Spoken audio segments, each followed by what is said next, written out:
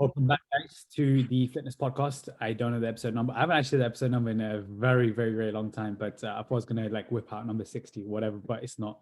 Welcome back. We're back again with another topic. We're gonna do part two actually to what we talked about last week. But before that, shout out to obviously our sponsors, Crisp Audio. The link is in. I don't know if the link is in the bio. I don't know if Nathan's even gonna do it yet, but if you want the link, then hit us up individually, and we'll give you one link that you can utilize as well. Especially if you're an entrepreneur, busy, working in co-working space, and there's something going on, just go utilize that. If you're after some supplements, we've got also autonomy supplements with Nathan. I'm actually sponsored athlete now, not athlete, but just sponsored. We've got KMAC 10 with Inside Subs, so go utilize that for 10% off. Emily, have you got any supplements? Any supplements or period thingy? What do you call it? The period cup. Yeah, the period cup sponsor. Yeah. Yeah, the Moon Cup. I'm gonna actually go and talk to them now. Use Emily 10 for 10% off because it's gonna happen. But yeah, let's dive deep into it. Last week we spoke of obviously just the start of obviously like the watches, the whip straps, the Oura Ring. We can only dive deep into that. Like obviously Apple have dived deep into loads of different things now, right? They've got that watch, and the watches. I've seen a lot of people, to be honest, like 1 out of maybe 3-4 people wear it in the street, and it's so popular. And shout out to obviously Apple, they're into everything. Even the cars nowadays, they're trying to compete with Tesla. So have you had experience with obviously the Apple Watches? Do clients get back to you with data using the Apple Watch? What's both of you guys' experience? Let's start with obviously M.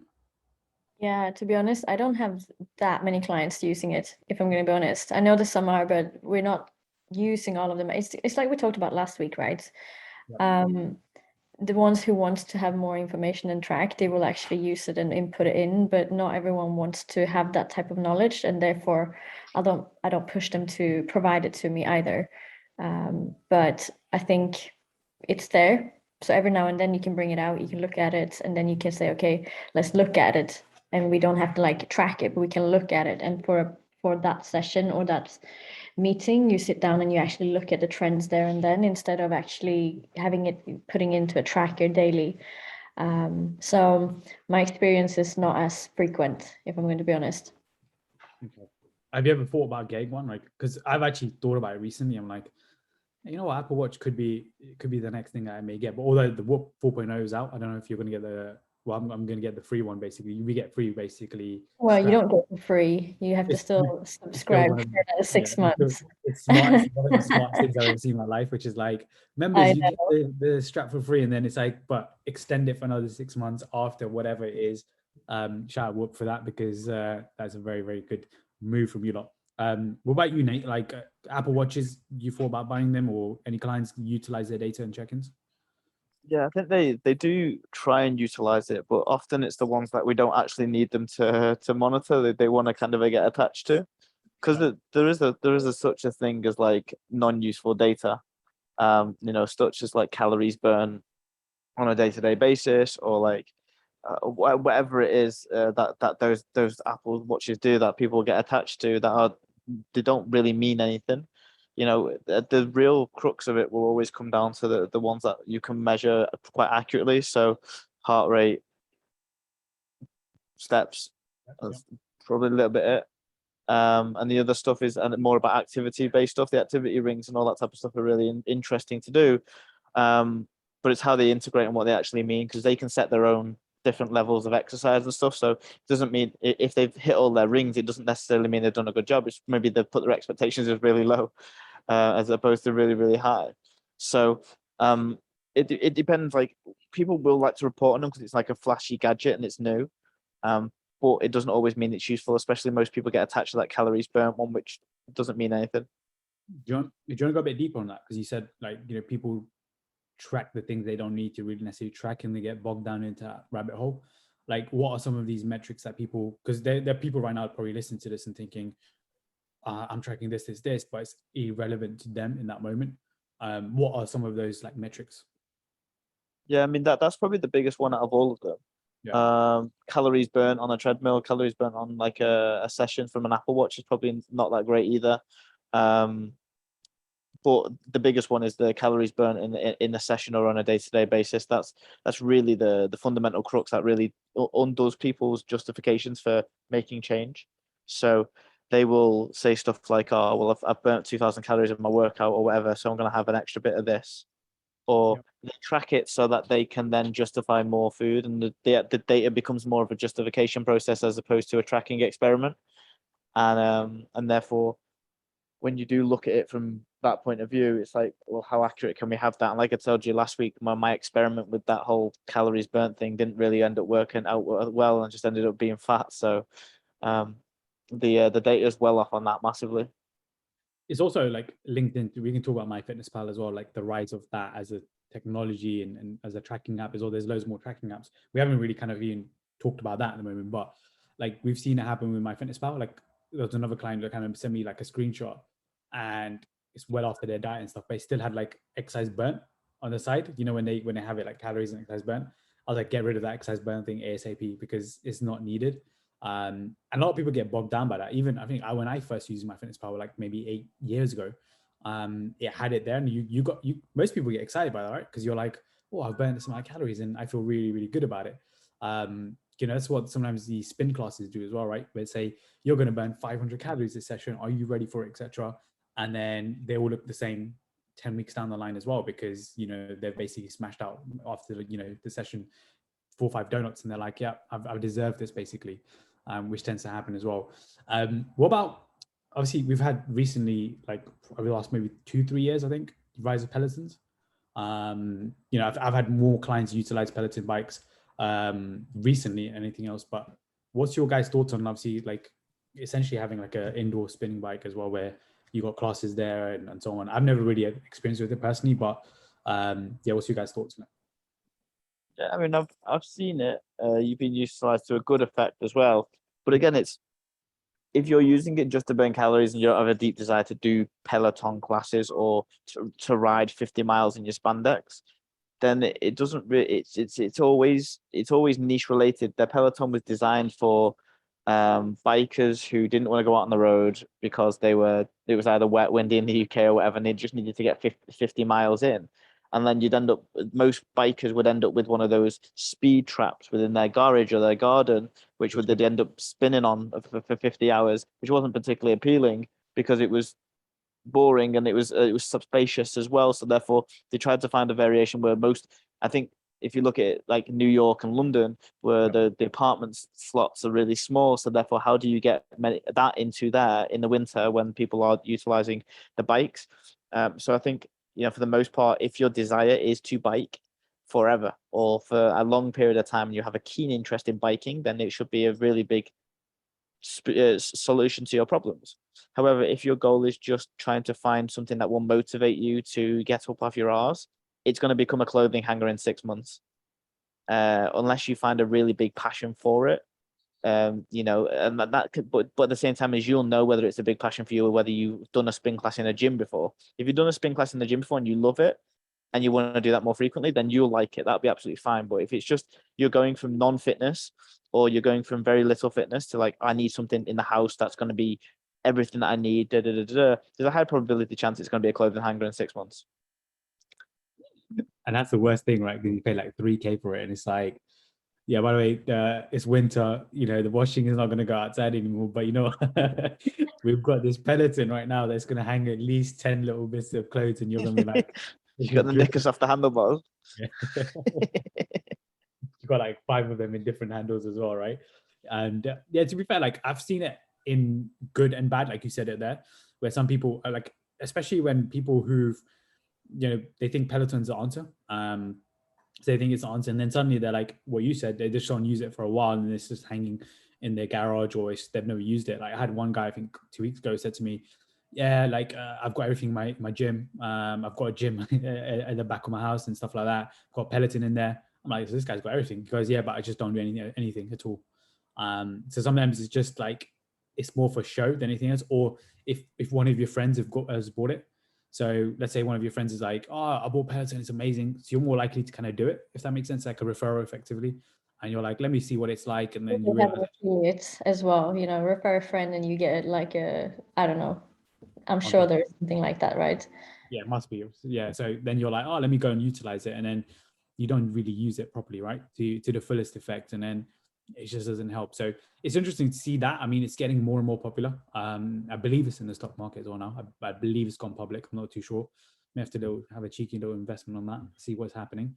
Emily, what about you? Like, would you be tempted, or like any clients who've got it right now and they're using it? What's the pros and cons to it? I don't have that many clients who have actually invested in one, if I'm going to be honest.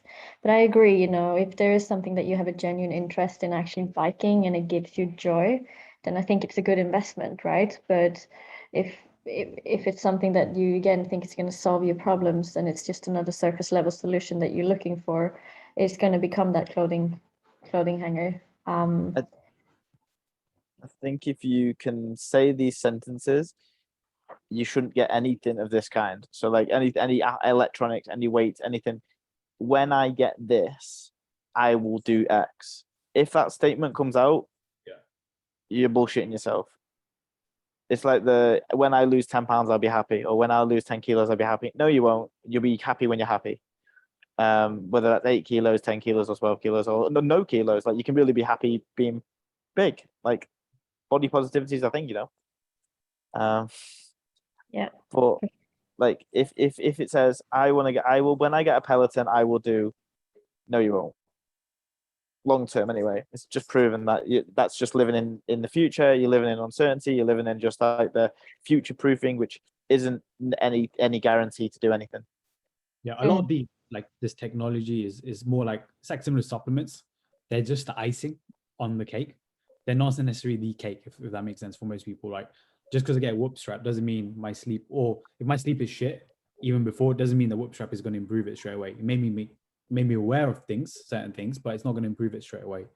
Yeah, and also like the people who are really serious about these things, they wouldn't want a fucking Peloton anyway. They want like mirrors in front of themselves. They want to look at their knees. They want to be like digging down, right? The people who are actually serious, they don't need something fancy and fatty to get shit done. They just need a bike and a space and maybe a towel, because they're willing to work their sweat off, right? So I know I've trained like ex Great Britain rowers and bike people who Good old like Richard. yeah, He's my client as well. I love And- Faker. He's my client. I don't think he would have invested in a Peloton, because that's not, I mean, he would be watching porn while doing his cardio. But yeah, I think the people who are more serious, they actually don't want the fancy thing, or they don't care about it, we should say. They might want it, but they don't actually, it doesn't matter if they have it or not, because they would still go out there and do it. They probably even be the ones on the road on a rainy winter day when it's like sub-zero, because that's the type of personality that they have. So yeah. Like activity and biking and stuff like that was always there. It's not like it wasn't there until Pelotons didn't arrive. I think most people think, oh, I've now got a bike now. I think I'm into Tour de France and stuff like that. It's like, no, you're not. You still didn't care about it. So I think to me, it's obviously, but the thing is, it's still going to rise, right? There's going to be new things. And we spoke briefly about this, I think last week, about that mirror. I'm not sure what it's called. Nate, do you know the name and stuff? Like the mirror tells you about your form and technique and what you're doing right and wrong. Like that's probably the next trend, like after Peloton. I reckon I won't be surprised, because people can afford these things, right? If people can afford it, they're like, what, why not? Let me just try it out. Let me see what can happen. That's going to be another like little trend that we're gonna see. What's your, I don't know if Em, I don't know if you know much about it, to be honest. Like I don't, to be fair, like in terms of that mirror that tells you if your form is correct and stuff like that. No, I actually didn't look it up either. And you saying it was the first time I really heard about it. So yeah. So it's called Mirror, just literally it's called Mirror, but it's called the Nearly Invisible Home Gym, basically. So it's basically like a mirror Peloton. It's from Lululemon. So you have, yeah, shout out to Lulu. You got basically Latin dance, Tai Chi, kettlebell, yoga flow, boxing. So basically classes, and that's it. And they have like app version to it, and then you have basically the mirror, and then you just basically kickstart it. And then you also have personal training in there as well. So basically, this starts at like £32 per month, or $32, I should say, per month. And then it goes like, or you can start at like 1.4K, you buy outright. So if people can afford it, I'm be surprised. They're like, oh, he gets personal training in there as well. But it's obviously not live personal training, if that makes sense. It's very much like, hey guys, this is what we're gonna do. Boom, boom, boom. Like a class instructor.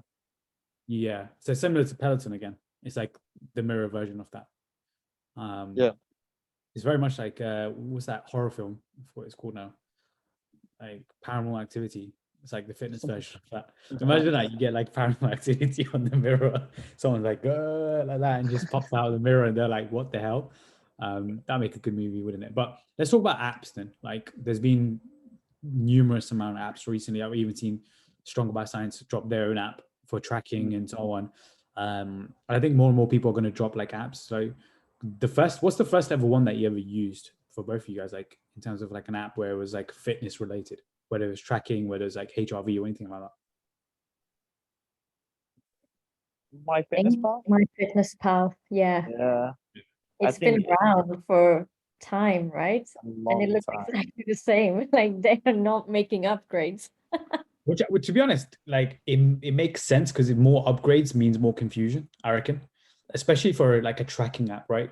Where most people don't know how to track in the very beginning. So imagine if you upgraded like 6-7 times and then suddenly it's like, oh my God, how do I use this? Like I've used certain tracking apps, so I'm like, this is absolute shite. And you just go back to MyFitnessPal because I guess it's not changed so much. You kind of know what it looks like. Yeah, I like the fact that it stays the exact same.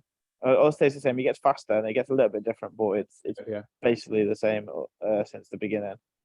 But I mean, there probably were some different ones back in the day, like when you first got your iPhone or you first got like some like my first ever digital phone, like proper phone, was like an LG something, and it was like not like I had a Nokia back in the day, but we're talking like ones that could play videos. It was one of the 3 phones. Do you remember those? Did it flip? Yeah, it flipped, and you would watch Angry Kids. Do you remember that? Do you remember Angry Kids? With the little ginger kid in the back of the car that used to just swear and you used to think you were dead out watching that in high school. And we need to show you these videos because I see that confused look on your face. Is it the one that says gingers have souls? Yeah, it's like, Dad, what's a cunt?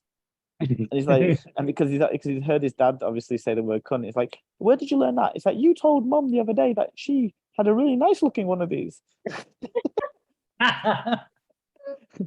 so that was what you used to watch when you were kids, and that was my first ever phone. But I swear there was like some fitnessy ones on there where just like give you a random workout. But yeah, I think the tried and tested one. I think what MyFitnessPal has done really, really well is what they've done is they've expanded it from just being a fitness tracker to being like an all-in-one now. Like if you really looked as hard as you could on it, and you had that was the only thing that you had, you would have articles, you would have recommendations, you would have estimations, you would have body weight trackers, you would have all of the food tracking side of things, you'd have all the information on how to do that, and you'd be able to log it. So like in reality, it's like it is a bit of an all-in-one app, and I think that's where the legwork has gone. They've kept the core product the same, which is the tracker, but they've made everything around it more of a community to keep people in and mold people. I think they've done a fantastic job of it, with keeping the core product of what the core product is. And it's also, you can pay for it as well, right? Like you can go to the premium version. I don't think back then we had a premium version, right? It was just calories. You didn't know macros to a large extent. Like you'd swipe right and then it'd be like, okay, click on macros and then it'll pop up. Yeah. But like nowadays you can go premium and then you just go, okay, straight, here's your macros, etc. You can set your goals. So I do feel like MFP have always been slightly ahead of it in terms of the game versus like the rest of the tracking apps. That being said, have you ever used any other like tracking apps or devices? I think I'm the same. I mean, I remember trying Chronometer for a little while. But I've never used it. Yeah, but you just go back to what you know, because it's that thing. Do I really need to learn a whole new app that kind of does the same thing? And I wasn't unhappy with the app I was using from the start. Obviously, we have to understand the discrepancies and the human errors and the faulty things that are in MyFitnessPal. But if you're pretty clued up on that, then you can navigate MyFitnessPal and do really well. So I'm sure there are I know the Chronometer, they're a little bit more accurate in terms of how you put information in and what you get out of it. But yeah, MyFitnessPal all the way. I think Yeah, it's not popular, right? It's not popular. It's more popular with you want to call them the geeks, the fit wankers or fit pro wankers, like the ones that are just above us. Like we don't really give a shit, but like they do. They get the ones that care about how much vitamin C they get from their food intake versus like if they're half of their fibers insoluble or soluble. Those type of fit pro wankers. And that's fine. If you want to be like that, that's great. And if you want to see how much vitamin D, C, A, B, D, and K you get that in every single meal, then you're going to want to use Chronometer. And that's why it's used. And to be honest, like at some point, it probably will be worth looking at to like just check those numbers. But it's not something I hold dear to my heart. One thing when looking at like even just like from a simplistic point of view, looking at MyFitnessPal and just going off that is people are like, oh well, how do I even start to use this, or why should I start to use this? People often get this this idea that if it can't be tracked or if it can't be accurate, it isn't worth tracking. And I think we need to kind of dispel that myth because ultimately everything that we do in the fitness industry is a best guess example. I'm an expert at guessing. That's what I am in the fitness industry of like fat loss and getting people in amazing shape and learning people's behaviors. I'm an excellent guesser. And unfortunately, a lot of people want to put fact to it, but it really isn't. Like whether that apple has 100 grams of 100 grams of apple is 7 grams of carbs or it's 9 grams of carbs, we don't know. Unless you take that apple, put it into the calorie thingamajiggy, and then it'll tell you after it's been burnt alive, which then you can't get to eat anyway because it's been burnt, which means that you lose an apple, which was supposed to be what you were going to eat anyway. So like your average, it's an average across the board. So then when you go to these restaurants and you're like, oh, I just can't track. It's like, well, you can, and you can put a best guess in there. And over time, you just get better at guessing, especially for these environments. And then the rest of the time, when you can control things, when you can weigh things out, then do it that way. You know, if you follow a recipe, you're not going to get it wrong if you follow the recipe. But the times that you need to guess, you just get better at guessing. And instead of you going, I've had this with a guy at the moment who is on 1900 calories but not maintaining his weight, he keeps going up, and I'm like, well, and you're 80 kilos, it's like, well, your guesses are really poor, and it seems to be every single time your mum or your wife cooks in the evening 3 or 4 times a week, that seems to be going up. So it's like, but you're only guessing 450 calories for an Indian dinner. I haven't met a spoonful of Indian dinner that's 450 calories. like Triple that. Triple that. So I said, like, you need to start guessing 900. And if you accidentally lose loads of weight this week, then we know that it's not 900, it's probably 700 or 600. But at the moment, you're guessing 450 and your guess is poor. And that's okay, but just get better at guessing. And then you become an expert at guessing like we are. I'd always be a big fan of overestimating. I think a lot of people are like, they don't like overestimating because they're like, oh, I'm going to miss out on certain foods. It's like, overestimate what you eat by at least 500 calories. And trust me, you'll be fine. That's the easiest way to go about things. Like if you say, okay, I think this is, if you look at it and he thinks, you know, it's 1,000 calories, just go and say it's 1,500 instead. And I guarantee you, like, that would help majority of people right now, because majority of us, as we're quite biased, as we already know, and we'll go and kind of underestimate because we're like, oh, I think I've done this, and I think this can fit my macros. And then that's the reason why, great example, Nathan mentioned here is, you know, you don't maintain your weight, or your weight just keeps going back up and up and up. But you're on like maybe 1,700, 1,900 calories. You're thinking, how is this possible? Because for some, that's a deficit. So it's interesting as well. Let's talk about like the rise of, I guess, like Headspace, and there's more kind of these apps as well coming through.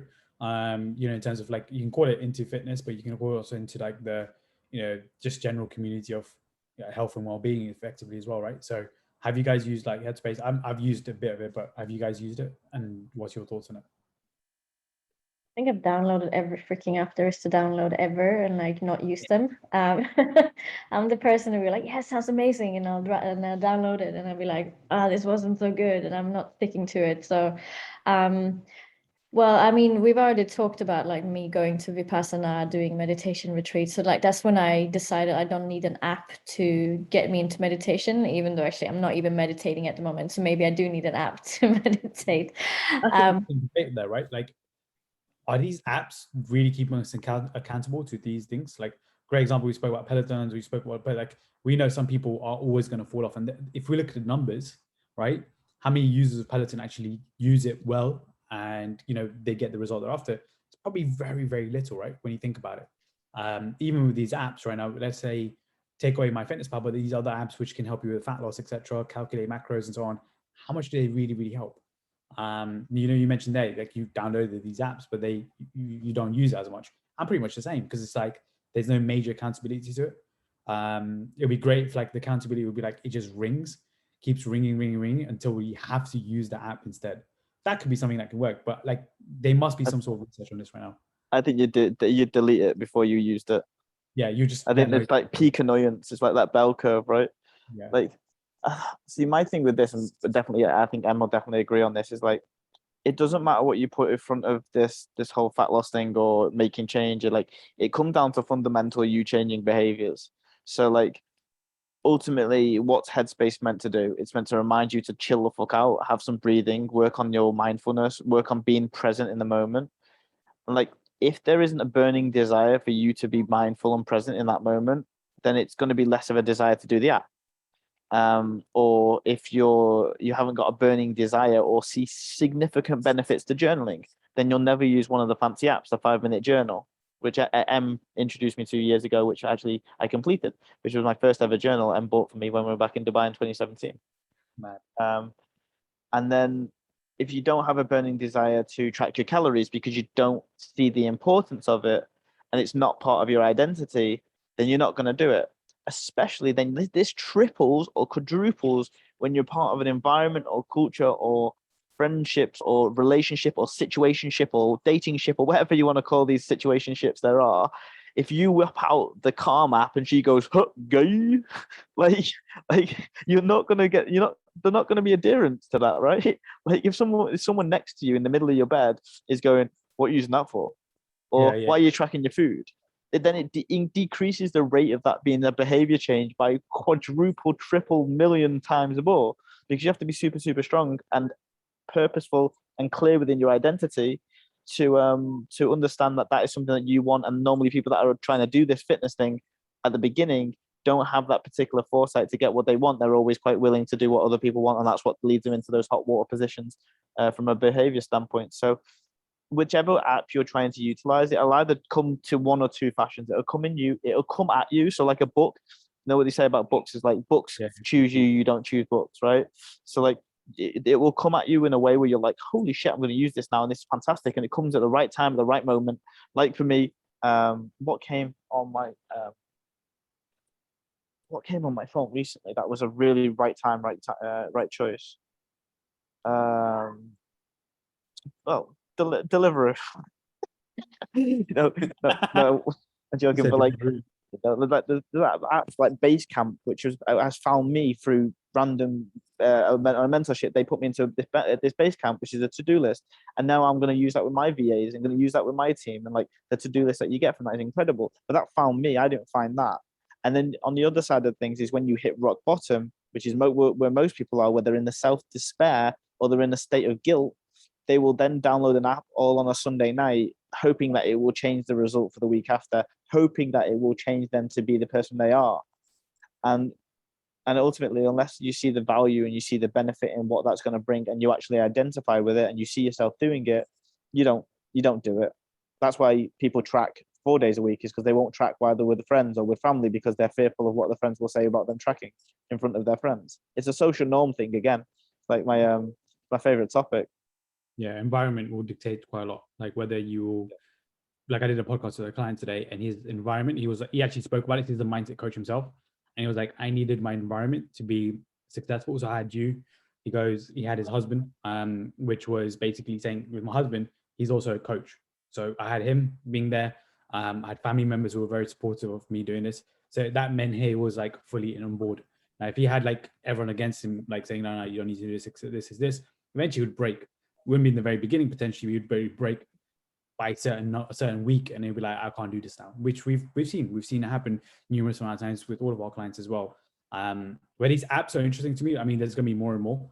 There's these things with that's the thing with apps. This is one of those where like there isn't a lot of like pain with it, right? You download it very quickly. Some of them don't have costs, so you just pay, you just go from it. It's free, whatever it is. There's no actual transaction where you take it seriously. I think that's sometimes that comes into it as well, right? Like there's no, like I said, pain there at all. And I think it's definitely interesting. But going forward, where do you see like essentially technology and fitness kind of colliding? There's a lot of like obviously tech sector nowadays. They're huge into like penetrating the fitness market now. Where do you see it like in, let's go 5 years time? I was going to say 10, but 10 is like, anything is possible then, right? Yeah. We spoke about previously a couple of years ago, I remember, Nate, we spoke about like, AIs and so on popping up. I think AI is still around right now, actually. It's just not in the wider market. But where do you guys see it? Yeah, I mean, where we're at right now is, and we don't do this, but you can do this, just so that people are clear that we don't do it.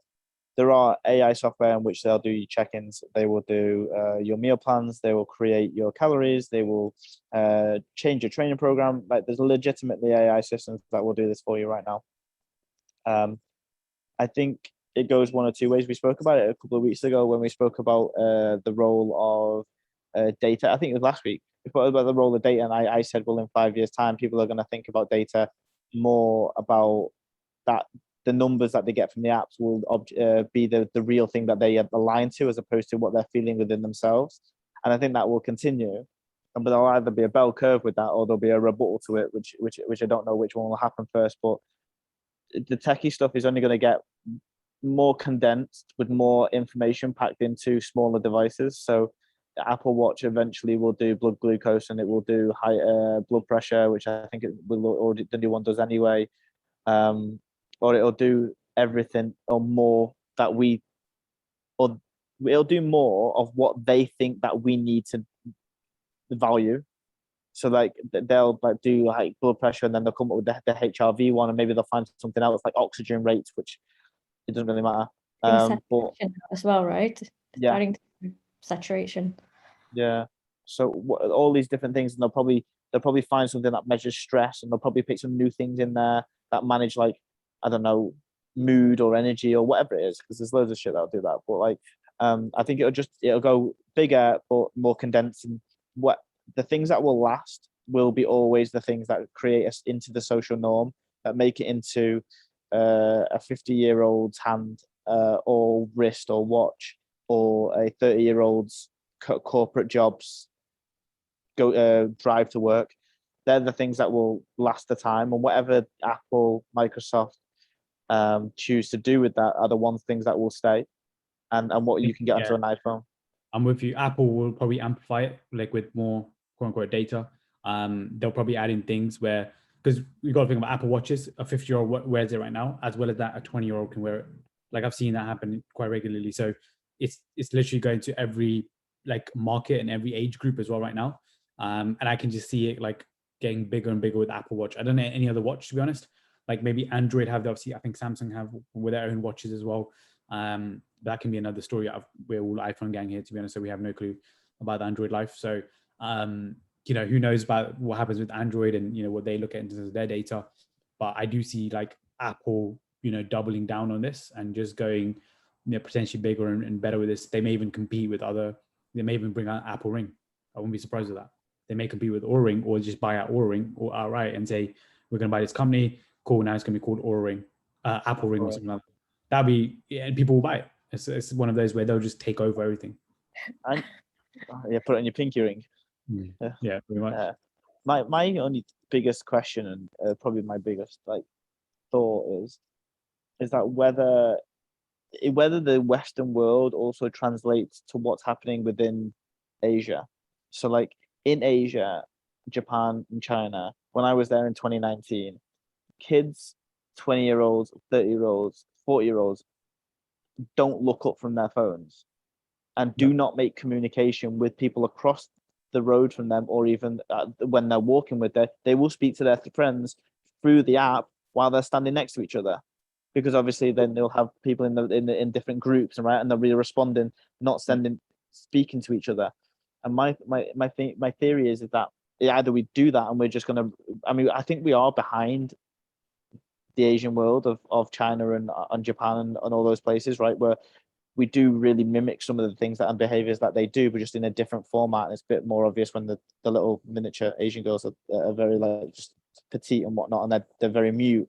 But whether the Western world will actually get like that, where people will become mute, and then if that happens and that behavior is something that people avoid, it's created this aversion of communication as opposed to the want for communication. People over the age of 40 want a phone call with you. They want to FaceTime with you. They want everything with you on that side of things, right?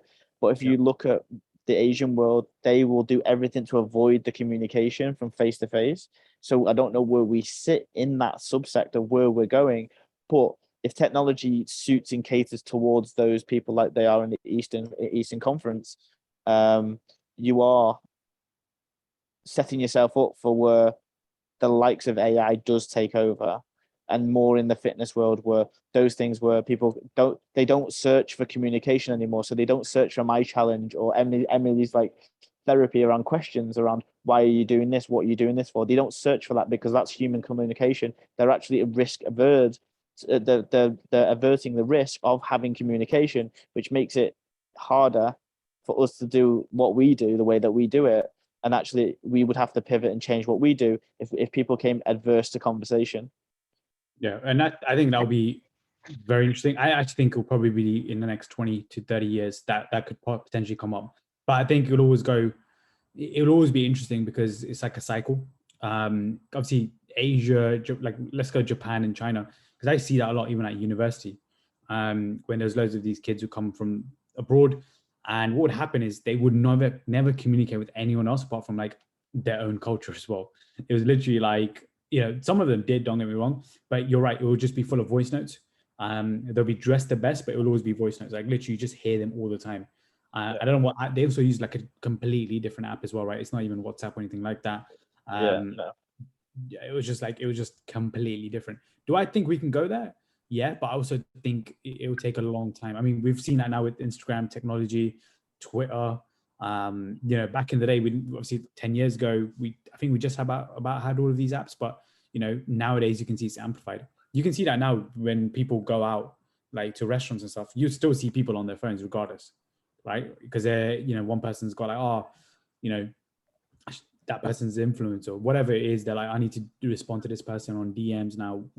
It will still happen, but I think it will always flip, especially in the Western world. I feel like, we still value communication and we still value the art of just, storytelling, all of these things where you want to see that more and more as well, right? So I think that's why podcasts are quite popular in the Western world, right? The rise of podcasts now versus maybe 5 years ago, like Joe Rogan made it so popular right now that he's bigger than a TV show. He's bigger than like and again, we used to value TV shows way more than we ever did like podcasts and radio. So now if we look at it, we are searching for communication and we're searching for conversation, but it's a different way. Podcasts are huge now. It's the reason why we do podcasts. And there's a reason why people love our podcast, because they're like, we're just having a normal conversation. So people are still searching for that essential meaning within that. But it will be fascinating. What do you think, Emily? We can also argue, why are people listening to podcasts and not just calling up their friends and having a conversation? For the same time, friends are not having these sort of conversations, right? So like, for example, let's say for me, I want to listen to, like the other day I was listening to Sammy the Bull Gravano, who was a guy in a mafia who ratted out, he was underboss, all that kind of stuff. Half my friends are not going to have a clue who he is. So I'm listening to the conversation he's having about the life in there, which is fascinating to me. So what if it's that maybe they're just having a conversation or they listen to something that people can't always relate to. Yeah, that thing, you have relationships, and not every relationship is going to tick all of your boxes. So it doesn't make your friendships or your relationship itself less good. It just means that they tick a different box, and maybe you get stimulation from listening to a podcast which talks about things which you wouldn't have been exposed to should you only talk to the people close to you, right? So yeah. That's what I mean. I introduced Nate like in 2019 to this podcast called Flagrant 2. I remember I was like, Nate will like this because I know his personality. And lo and behold, it's one of his favorite podcasts to this day, right? So it's that element there, which is like, not everyone with, like, if I said to someone else in our team back then, I said, yeah, listen to this podcast, they would completely hate it. So it's one of those situations, right? So yeah, we'll obviously wrap up here. I will be back next week with potentially more subjects anyway. We'll always will be. And enjoy, subscribe, listen to this on Apple and Spotify, send to friends and family. And yeah, we'll be back. Take care, guys.